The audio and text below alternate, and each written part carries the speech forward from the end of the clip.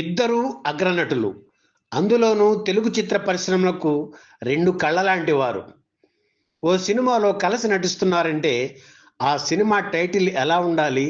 ఇప్పుడైతే అభిమానులు అలాంటి సినిమాకు టైటిల్ దగ్గర నుంచి ప్రతి విషయంలోనూ పోటీ పెడుతుంటారు, పోటీ పడుతుంటారు. కానీ ఎన్టీఆర్, ఏఎన్ఆర్ కలిసి నటించిన గుండమ్మ కథ చిత్ర విషయంలో ఎలాంటి ఇబ్బంది ఎదురు కాలేదు. ఎందుకంటే ఆ సినిమా తీసింది విజయ సంస్థ కాబట్టి, చక్రపాణి అక్కడ ఉన్నారు కాబట్టి.